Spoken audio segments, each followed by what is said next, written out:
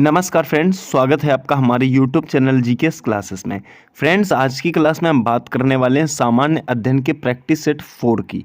इसमें फ्रेंड्स मैंने आपको बताया है कि एक तो एसएससी जीडी और दूसरा यूपीपी, इन दोनों में ये प्रैक्टिस सेट काम करेंगे, तो उस हिसाब से आप इनका अध्ययन कीजिए। तो चलिए फ्रेंड्स, वीडियो स्टार्ट करते हैं। यदि आप हमारे चैनल में नए हैं तो चैनल को सब्सक्राइब करें। ठीक है फ्रेंड्स, देखिए पहला क्वेश्चन आपके सामने है, राष्ट्रीय जनगणना कब शुरू हुई? ऑप्शन है आपके पास 1872, 1884, 1881, 1891। तो फ्रेंड्स जो आंसर हो जाएगा वो हो जाएगा इसका 1872। कहने का मतलब अब ऑप्शन जो है आपका ए सही हो जाएगा। इसमें एक बात समझ लीजिए फ्रेंड्स, आधुनिक भारत में जनगणना की शुरुआत के संबंध में मतलब अगर बात करें तो 1872 आएगा। ठीक है, और वहीं अगर ये क्वेश्चन कहता है प्रथम समकालीन जनगणना की शुरुआत कब हुई, तो उत्तर हो जाएगा फ्रेंड्स आपका 1881। कहने का मतलब है उस कंडीशन में आपका आंसर 1881 हो जाएगा। किस कंडीशन में? जब ये कहे प्रथम समकालीन जनगणना की शुरुआत। ठीक है फ्रेंड्स, वहीं अगर स्वतंत्र भारत की बोलता है, किसकी फ्रेंड्स? स्वतंत्र भारत की। तो आपको याद रखना है फ्रेंड्स, अगर ये क्वेश्चन कहता है स्वतंत्र भारत की जनगणना सर्वप्रथम कब हुई, तो उत्तर होगा फ्रेंड्स 1951 में, 1951 में। ठीक है फ्रेंड्स, तो यहाँ पर आपने कई क्वेश्चन पुटअप किए। चलिए आगे बात करेंगे। अगला क्वेश्चन है फ्रेंड्स आपके सामने, कहना चाहता है आपसे खरीफ फसल काटी जाती है। तो ऑप्शन है फ्रेंड्स, खरीफ की फसल कब काटी जाती है? अक्टूबर नवंबर, जनवरी फरवरी, मार्च अप्रैल, मई जून। तो इसका जो उत्तर हो जाएगा फ्रेंड्स वो हो जाएगा अक्टूबर नवंबर, अर्थात ऑप्शन आपका ए सही हो जाएगा। ठीक है, कौन सा सही हो जाएगा? ऑप्शन आपका ए सही हो जाएगा। तो वहीं पर समझ लीजिएगा कि जो खरीफ की फसल है ना, वो जून जुलाई में बोई जाती है। कब बोई जाती है फ्रेंड्स? तो याद रखना, जून और जुलाई के समय तो बोई जाती है। लेकिन वहीं अगर काटने की बात करें तो काटने में आपको याद रखना फ्रेंड्स, अक्टूबर या नवंबर के माह में काटी जाती है। वहीं फ्रेंड्स अगर ये क्वेश्चन करता है कि ये बताइएगा खरीफ की फसल के अंतर्गत कौन कौन सी फसलें आती हैं, तो आपको ध्यान रखना है फ्रेंड्स, जैसे धान है, ये खरीफ के अंतर्गत आता है। इसी में आप फ्रेंड्स चावल कह सकते हो, मक्का है, ये भी खरीफ के अंतर्गत आता है, ज्वार ये भी खरीफ के अंतर्गत आता है। ठीक है फ्रेंड्स, बाजरा भी आपका खरीफ के अंतर्गत आता है। वहीं बात करें बाजरा के बाद तो गन्ना भी खरीफ के अंतर्गत आता है। ठीक है, मूंगफली भी खरीफ के अंतर्गत आता है। ठीक है, मूंग भी खरीफ के अंतर्गत आता है। तो ये फ्रेंड्स जो खरीफ के अंतर्गत आने वाली फसलें हैं। ठीक है, चलिए देखिए फ्रेंड्स आपके सामने क्वेश्चन नंबर 3। क्वेश्चन नंबर 3 क्या कहना चाहता है? चंद्रमा पृथ्वी का एक चक्कर कितने दिन में लगाता है? चंद्रमा पृथ्वी का एक चक्कर कितने दिन में लगाता है? आपके पास ऑप्शन है फ्रेंड्स 28, 30, 29, 31। तो याद रखिएगा फ्रेंड्स, जो इसका उत्तर हो जाएगा वो हो जाएगा 28। ऑप्शन आपका ए सही हो जाएगा। ठीक है, कौन सा ऑप्शन सही हो जाएगा? ऑप्शन ए सही हो जाएगा, क्योंकि जो इसका सटीक डाटा है वो फ्रेंड्स 27.3 दिन है। कितना है? 27.3 दिन में लगाता है। और एक बात ध्यान रखना, चंद्रमा पर गुरुत्वाकर्षण पृथ्वी से 1/6 है। क्या फ्रेंड्स? गुरुत्वाकर्षण। अगर क्वेश्चन गुरुत्वाकर्षण के बारे में पूछता है तो पृथ्वी का कितना है फ्रेंड्स? 1/6 है। ये बात आपको याद रखनी है। तो इसका उत्तर क्या हो जाएगा? चंद्रमा पृथ्वी का एक चक्कर 28 दिन में लगाता है। वहीं अगर क्वेश्चन फ्रेंड्स ये पूछ लेता है कि पृथ्वी सूर्य का चक्कर कितने समय में लगाती है, तो फ्रेंड्स याद रखना, जो पृथ्वी है ना, ये सूर्य का चक्कर जो है, ये सूर्य का चक्कर जो है 365 दिन में लगाती है। 365 दिन। और फ्रेंड्स इसमें घंटे भी होते हैं, लगभग 6 घंटे, जो बाद में एक लीप ईयर का निर्माण कर देते हैं। ठीक है फ्रेंड्स, तो ये भी आपको याद रखना है। देखिए फ्रेंड्स क्वेश्चन 4 आपके सामने है। क्या कहना चाहता है क्वेश्चन 4? तो क्वेश्चन 4 कह रहा है, सम्राट अशोक किस वंश से संबंधित थे? क्या सम्राट अशोक किस वंश से संबंधित थे? ऑप्शन है मौर्य वंश, गुप्त वंश, नंद वंश, शुंग वंश। इसका जो उत्तर हो जाएगा फ्रेंड्स वो हो जाएगा मौर्य वंश। कहने का मतलब है सम्राट अशोक मौर्य वंश से संबंधित थे, और ऑप्शन ए सही हो जाएगा। ये जो थे ना पिता, इनके पिता का नाम जो था बिंदुसार था। क्या था फ्रेंड्स? पिता का नाम क्या था? बिंदुसार। ये वही सम्राट हैं जिन्होंने कलिंग का युद्ध लड़ा था। ठीक है फ्रेंड्स, तो ये बात आपको याद रखनी है। सम्राट अशोक मौर्य वंश से संबंधित हैं, जिनके पिता का नाम था बिंदुसार। और अगर माता की बात करें, अगर माता की, तो माता का नाम फ्रेंड्स रानी धर्मा था। क्या था माता का नाम? रानी धर्मा था। ठीक है फ्रेंड्स, तो आशा करता हूँ समझ में आ गया होगा। चलिए आगे बात करेंगे। देखिए फ्रेंड्स, क्वेश्चन आपके सामने 5 कह रहा है राष्ट्रपति पर महाभियोग लगाने का प्रस्ताव पेश किया जाता है। ऑप्शन है आपके पास केवल लोकसभा में, संसद के किसी भी सदन में, केवल राज्यसभा में, इनमें से कोई नहीं। तो आपका जो उत्तर हो जाएगा वो हो जाएगा संसद के किसी भी सदन में। ऑप्शन जो है ना आपका बी सही हो जाएगा। कौन सा सही हो जाएगा? ऑप्शन बी सही हो जाएगा। अर्थात राष्ट्रपति पर महाभियोग लगाने का प्रस्ताव संसद के किसी भी सदन में पेश किया जा सकता है। ये बात आपको याद रखनी है। उसके बाद फ्रेंड्स एक बात और ध्यान रखनी है, अगर आपसे अनुच्छेद पूछता है कि राष्ट्रपति पर महाभियोग किस अनुच्छेद के द्वारा लगाया जाता है, तो फ्रेंड्स आपको एक बात याद रखनी है, अनुच्छेद जो होगा ना वो 61 के अकॉर्डिंग होगा। 61 के अकॉर्डिंग इस पर महाभियोग लगाया जा सकता है। ठीक है फ्रेंड्स, देखिए आगे क्वेश्चन नंबर है 6। कह रहा है जब किसी धातु को गर्म किया जाता है तो उसका घनत्व क्या हो जाता है? बढ़ता है, कोई अंतर नहीं होता, कम हो जाता है, या इनमें से कोई नहीं। तो फ्रेंड्स ये एक बात याद रखनी है, जब किसी धातु को गर्म किया जाता है तो उसका घनत्व जो है ना सदैव कम हो जाता है। क्या हो जाता है? कम हो जाता है। ऑप्शन आपका सी सही हो जाएगा। ठीक है फ्रेंड्स, चलिए अगले क्वेश्चन की तरफ चलते हैं। देखिए क्वेश्चन नंबर 7 है आपके पास। तत्काल शक्ति के लिए खिलाड़ी किसका उपयोग करते हैं? ऑप्शन है सुक्रोज, विटामिन सी, नमक, दूध। तो एक बात याद रखनी है फ्रेंड्स, जो तत्काल शक्ति के लिए खिलाड़ी प्रयोग करते हैं ना वो सुक्रोज प्रयोग करते हैं। ऑप्शन ना आपका ए सही हो जाएगा, सुक्रोज सही हो जाएगा। ठीक है फ्रेंड्स, देखिए फ्रेंड्स क्वेश्चन नंबर 8 आपके सामने है। रक्त अल्पता निम्नलिखित में से किस विटामिन की कमी के कारण होता है? ठीक है, तो ऑप्शन है vitamin A, vitamin B12, vitamin C, vitamin D. तो आपका जो उत्तर हो जाएगा वो हो जाएगा विटामिन सी। कहने का मतलब है ऑप्शन आपका सी सही हो जाएगा। सी का फ्रेंड्स सी ही हो जाएगा। ठीक है, कहने का मतलब है विटामिन सी के कारण जो है रक्त अल्पता की प्रॉब्लम्स होती हैं। अब एक बात बताना चाहता हूँ फ्रेंड्स, उस पर गौर कीजिएगा। जैसे यहाँ पर क्वेश्चन कई प्रकार से पूछता है। देखिए विटामिन ए आया है ना फ्रेंड्स सबसे पहले नंबर पे। अगर विटामिन ए की बात करें तो विटामिन ए का रासायनिक नाम रेटिनॉल होता है, और इसकी कमी से जो रोग होता है वो होता है रतौंधी। क्या होता है फ्रेंड्स? रतौंधी होता है। किसकी कमी से? विटामिन ए की कमी से। वहीं फ्रेंड्स बात करें विटामिन B12, तो इसमें फ्रेंड्स विटामिन जो B12 है ना इसको साइनोकोबाल्मिन कहते हैं। क्या होता है? साइनोकोबाल्मिन होता है। और एनीमिया होता है। कौन सा होता है फ्रेंड्स? B12 से एनीमिया होता है। ये बात आपको याद रखनी है। और इसे ना एनीमिया को ही पांडु रोग कहते हैं। कौन सा रोग कहते हैं? पांडु रोग कहते हैं। ये बात आपको याद रखनी है। सी की बात करें फ्रेंड्स तो सी जो है ना इससे क्या होता है? सी से स्कर्वी होता है। क्या होता है? स्कर्वी। और इसको अगर बोलें तो एस्कॉर्बिक एसिड बोलते हैं। स्कर्वी का मतलब क्या होता है? मसूड़ों का फूलना। ठीक है, आगे देखिए आपके पास जो विटामिन डी है कैल्सीफेरोल। क्या होता है? कैल्सीफेरोल, जिसे आप क्या कहते हो? रिकेटस कहते हो। ठीक है फ्रेंड्स, रिकेटस कहते हो। तो ये बात आपको याद रखनी है। अब एक बात और समझ लीजिएगा, जैसे क्वेश्चन करता है कि वसा में घुलनशील विटामिन, तो आपको एक बात याद रखनी है। अगर क्वेश्चन कहता है वसा में घुलनशील विटामिन कौन से हैं, तो वसा में घुलनशील विटामिन के लिए एक ट्रिक याद रखना फ्रेंड्स, कीड़ा, KEDA। ये फ्रेंड्स क्या है? कीड़ा। एक ट्रिक है जो वसा में घुलनशील है। अब फ्रेंड्स दो बचे, कौन कौन से बचे? एक बी और एक सी। तो ये जो दोनों है ना ये जल में घुलनशील हैं। किस में घुलनशील हैं? जल में घुलनशील हैं। तो फ्रेंड्स यहाँ पर बहुत सारे क्वेश्चन आपके तैयार हो गए। चलिए आगे देखेंगे। देखिए क्वेश्चन नंबर है आपके पास 9।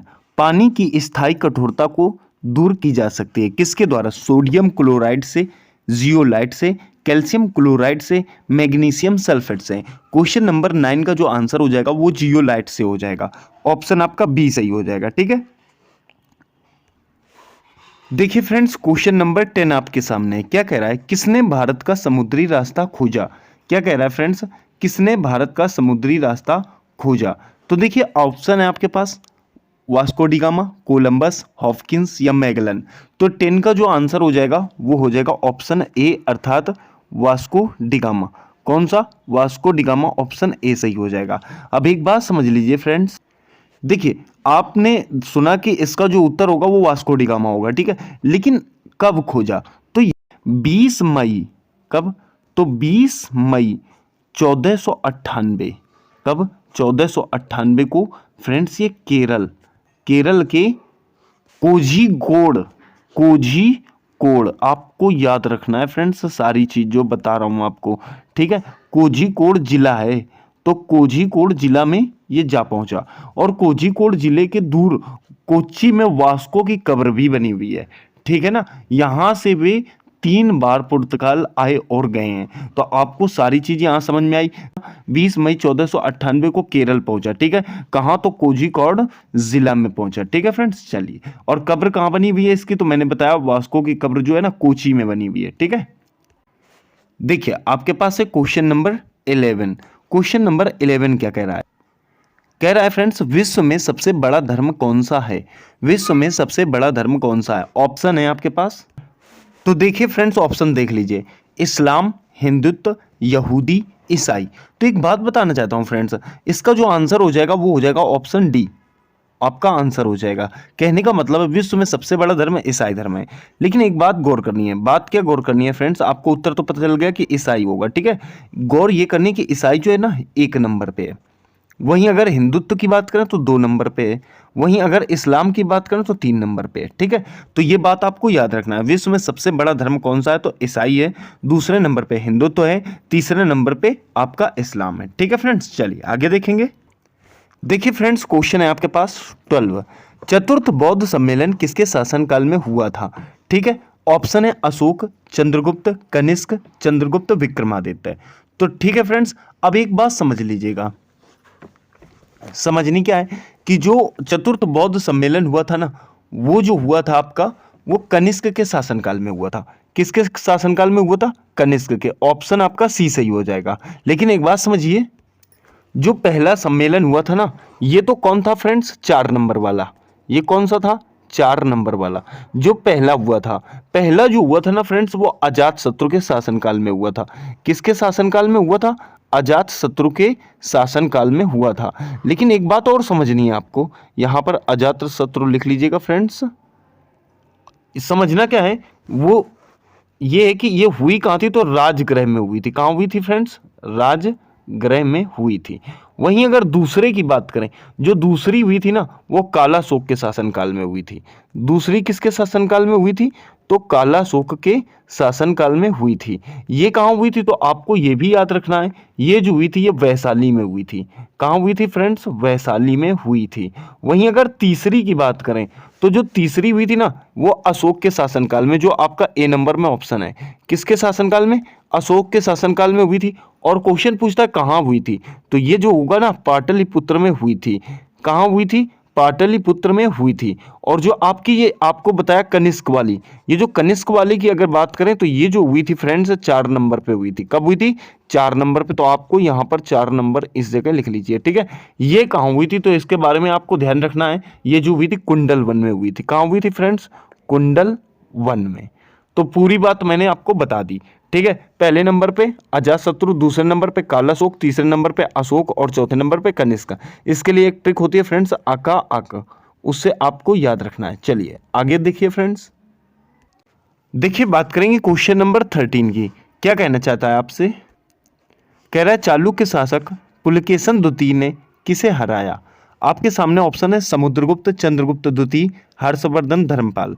तो इसका जो उत्तर हो जाएगा ना, वो हो जाएगा आपका हर्षवर्धन। ऑप्शन सी सही हो जाएगा। कौन सा सही हो जाएगा? ऑप्शन सी सही हो जाएगा। अब एक बात समझ लीजिएगा, जहां पर बात आई है अब पुलकेशन द्वितीय की, तो जो पुलकेशन द्वितीय थे, सबसे पहले एक बात समझ लो कि ये इनकी जो जानकारी मिलती है, क्वेश्चन पूछता है पुलकेशन द्वितीय के बारे में जानकारी हमें कहाँ से मिलती है? तो एहोल अभिलेख से मिलती है। किससे मिलती है? एहोल अभिलेख से मिलती है। सबसे बड़ी बात आपको ये याद रखनी है, ठीक है। उसके बाद इनकी उसकी बात करें कि इन्होंने कौन कौन सी उपाधियां ली थी, तो देखिए पृथ्वी, पृथ्वी वल्लभ, वल्लभ, सत्याश्रय, सत्याश्रय, ये उपाधियां इन्होंने ली थी। और एक बात याद रखनी है फ्रेंड्स, वो बात ये है कि मैंने आपको बताया था अभी कि मतलब इनकी जो जानकारी मिलती है टोटल एहोल अभिलेख से मिलती है। आपको एक बात पता होगी फ्रेंड्स कि जो चीनी यात्री था, या कह सकते हो चीनी बौद्ध भिक्षु व्हेनसोंग, वो किसके दरबार में भारत आया था? तो हर्षवर्धन के दरबार में भारत आया था। लेकिन चीनी यात्री व्हेनसोंग स्वयं पुलकेशन के दरबार में उपस्थित भी हुआ था, ये बात आपको याद रखनी है। और वो कहते हैं, व्हेनसोंग कहते हैं कि पुलकेशन के विदेशी राजाओं से मधुर संबंध थे। ठीक है फ्रेंड्स, ईरानी शासक खुसरो द्वितीय उसका परम मित्र था, ये बात आपको याद रखनी है। ठीक है फ्रेंड्स, चलिए आगे बताएंगे। देखिए अगला क्वेश्चन है क्वेश्चन नंबर 14। कह रहा है क्वेश्चन नंबर 14, क्वेश्चन कहना चाहता है राइडर कप का संबंध किस खेल के साथ है? ऑप्शन है आपके पास फुटबॉल, गोल्फ, बैडमिंटन, क्रिकेट। तो क्वेश्चन नंबर 14 का जो आंसर हो जाएगा वो हो जाएगा गोल्फ। ऑप्शन आपका बी सही हो जाएगा। ठीक है फ्रेंड्स, कौन सा सही हो जाएगा? बी सही हो जाएगा। राइडर कप का संबंध गोल्फ से। ठीक है, तो फ्रेंड्स अब बात हुई है गोल्फ की, तो गोल्फ से संबंधित और भी कप हम समझ लेते हैं। ठीक है, और कप कौन कौन से हैं? तो एक तो आपने देख लिया राइडर कप हो गया। ठीक है, दूसरा फ्रेंड्स एक होता है बाकर कप। कौन सा कप? एक होता है बाकर कप, दूसरा होता है फ्रेंड्स सर्किट कप। कौन सा? Circuit cup. देखिए एक हो गया बाकर कप, एक हो गया सर्किट कप, राइडर कप आपके पास सही। एक और याद रखना है फ्रेंड्स, डन हिल कप। कौन सा? डन हिल कप। तो ये जो है ना, ये आपको 3 कप और याद रखने हैं इसके सिवा। ठीक है फ्रेंड्स, तो ये किससे संबंधित है? गोल्फ से। बाकर कप, सर्किट कप और आपका जो अगला मैंने बताया डन हिल कप। ठीक है फ्रेंड्स, तो ये गोल्फ से संबंधित कप हैं। चलिए अगला क्वेश्चन देखिए फ्रेंड्स, क्वेश्चन नंबर 15 क्या कह रहा है? निम्न में से कौन सा संगठन सबसे पुराना है? ऑप्शन है IMF, WHO, ILO, FAO। तो फ्रेंड्स इसका जो आंसर हो जाएगा, कहने का मतलब है जो सबसे पुराना संगठन है वो है फ्रेंड्स ILO। कौन सा है फ्रेंड्स? ILO। ऑप्शन आपका सी सही हो जाएगा। अब देखिए इसके बारे में समझ लेते हैं। ILO को पहले समझ लीजिए फ्रेंड्स, इसकी फुल फॉर्म जो होती है ना वो होती है अंतर्राष्ट्रीय श्रम संगठन, अर्थात इंटरनेशनल लेबर ऑर्गेनाइजेशन। तो अंतर्राष्ट्रीय श्रम संगठन। ठीक है फ्रेंड्स, मैंने आपको बताया कि इंटरनेशनल लेबर ऑर्गेनाइजेशन, इसकी स्थापना राष्ट्र संघ ने की थी। ठीक है फ्रेंड्स, अब ये समझ लीजिए कब हुई थी। ठीक है, कब हुई थी? तो 11 अप्रैल। कब हुई फ्रेंड्स? 11 अप्रैल 1919 में स्थापना हुई। वहीं अगर इसके मुख्यालय की बात करें तो फ्रेंड्स इसका जो मुख्यालय है ना वो जेनेवा में है। कहाँ है फ्रेंड्स? इसका मुख्यालय जेनेवा में है। ठीक है फ्रेंड्स, आशा करता हूं कोई दिक्कत नहीं आई होगी। अगला क्वेश्चन देखिए फ्रेंड्स, बात करेंगे क्वेश्चन नंबर 16 की। आयकर दिवस कब मनाया जाता है? तो एक बात ध्यान दीजिए, ऑप्शन है आपके पास 24 जुलाई, 25 जुलाई, 24 अगस्त, 24 सितंबर। इसका जो उत्तर हो जाएगा फ्रेंड्स वो हो जाएगा ऑप्शन आपका ए सही हो जाएगा। कहने का मतलब है 24 जुलाई को मनाया जाता है। अब इसके बारे में समझ लीजिए, जो आयकर दिवस है ना, ये पहली बात तो मैं ये बताना चाहता हूं कि 24 जुलाई 1860 को पहली बार 24 जुलाई 1860 को पहली बार सर जेम्स विल्सन के द्वारा, किसके द्वारा? सर जेम्स विल्सन के द्वारा भारत में पहली बार आयकर पेश किया गया था। ठीक है फ्रेंड्स, ये बात आपको याद रखनी है, जेम्स विल्सन भी आपको याद रखने हैं। चलिए देखिए क्वेश्चन 17, सर्वाधिक बार डाउनलोड किया जाने वाला कोरोना ट्रैकिंग ऐप कौन सा है? तो उत्तर में आप देखिएगा ऑप्शन है आयुष सेतु, आरोग्य सेतु, DIAT ऐप या इनमें से कोई नहीं। तो फ्रेंड्स इसका जो आंसर हो जाएगा ना वो आंसर हो जाएगा आपका आरोग्य सेतु। कहने का मतलब ऑप्शन बी सही हो जाएगा। उस समय फ्रेंड्स सबके मोबाइलों में ये सॉफ्टवेयर था। चलिए आगे देखेंगे। चलिए फ्रेंड्स बात करेंगे क्वेश्चन नंबर 18 की। देश का नया मुख्य सतर्कता आयुक्त किसे नियुक्त किया गया है? आपका जो उत्तर हो जाएगा फ्रेंड्स, ऑप्शन देखिए आपके सामने, विमल जुल्का, संजय कोठारी, वी विछावती और अगले हैं सुरेश एन पटेल। तो फ्रेंड्स जो आंसर हो जाएगा वो ऑप्शन डी ही सही हो जाएगा हमारा। कहने का मतलब है सुरेश एन पटेल हैं। अब आपके मन में एक बात चल रही होगी फ्रेंड्स, उसको समझते हैं, यही कि मुख्य सतर्कता आयुक्त क्या है। तो एक बात बताना चाहता हूं फ्रेंड्स, जो मुख्य सतर्कता आयुक्त है ना, इसका संबंध पीटीआई से है। किससे है? पीटीआई से। अब पीटीआई क्या है? प्रेस ट्रस्ट ऑफ इंडिया है। ठीक है, कौन है? प्रेस ट्रस्ट ऑफ इंडिया है। तो आपको ये बात आप याद रखेंगे। चलिए देखिए फ्रेंड्स, बात करेंगे क्वेश्चन नंबर 19 की। भारत का पहला स्वदेशी एंटी रेडिएशन मिसाइल का नाम है। ऑप्शन है खंडेरी, आईएनएस चक्र, रुद्रम, आकाश। तो फ्रेंड्स आपको ध्यान देना है, इसका जो आंसर हो जाएगा ऑप्शन सी सही हो जाएगा, रुद्रम हो जाएगा। क्या हो जाएगा फ्रेंड्स? रुद्रम इसका आंसर हो जाएगा। कहने का मतलब है भारत का पहला स्वदेशी एंटी रेडिएशन मिसाइल का नाम रुद्रम है। तो फ्रेंड्स ये किसके द्वारा लॉन्च किया गया था? डीआरडीओ के द्वारा। किसके द्वारा? डीआरडीओ। डीआरडीओ क्या है? Defence research and development organisation इसकी फुल फॉर्म है। ठीक है फ्रेंड्स, क्या है फुल फॉर्म?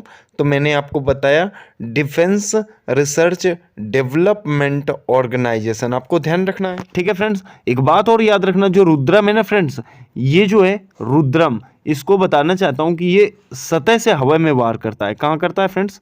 सतह से हवा में वार करने वाला एक मिसाइल है। ठीक है, चलिए देखिए क्वेश्चन नंबर 20। लोक सेवा आयोग की परीक्षाओं में ट्रांसजेंडर को शामिल करने वाला पहला राज्य कौन बना है?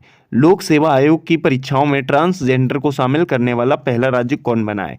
तो आपको याद रखना है फ्रेंड्स, इसके जो ऑप्शन है तमिलनाडु, कर्नाटक, असम, गुजरात। 20 का जो आंसर हो जाएगा वो हो जाएगा असम। ऑप्शन आपका सी सही हो जाएगा। ठीक है फ्रेंड्स, चलिए देखिए बात करेंगे क्वेश्चन नंबर 21 की। भारतीय संविधान सभा की संघीय शक्ति समिति के अध्यक्ष कौन थे? ऑप्शन है Sardar Vallabhbhai Patel, doctor BR Ambedkar, sir Alladi Krishnaswami Iyer, Pandit Jawaharlal Nehru. आपका जो उत्तर हो जाएगा, तो वो संघ शक्ति समिति के जो अध्यक्ष थे वो पंडित जवाहरलाल नेहरू थे। ऑप्शन डी सही हो जाएगा। ठीक है, वही बात करें फ्रेंड्स ऑप्शन ए अर्थात सरदार वल्लभ भाई पटेल की। तो जो सरदार वल्लभ भाई पटेल थे ना, ये 3 समितियों के अध्यक्ष थे। एक तो प्रांतीय के थे। किसके थे फ्रेंड्स? प्रांतीय के। तो जो प्रांतीय समिति थी उसके अध्यक्ष सरदार वल्लभ भाई पटेल थे। उसके बाद एक था मूलाधिकार। क्या? मूलाधिकार के भी थे। और एक अल्पसंख्यक। ठीक है, अल्पसंख्यक के भी यही थे। तो ये 3 को आप याद रखेंगे। डॉक्टर भीमराव अंबेडकर की बात करें तो जो डॉक्टर भीमराव अंबेडकर थे वो आपके प्रारूप समिति के अध्यक्ष थे। किसके अध्यक्ष थे? प्रारूप समिति के अध्यक्ष डॉक्टर भीमराव अंबेडकर थे। ठीक है, देखिए बात करेंगे क्वेश्चन नंबर 22।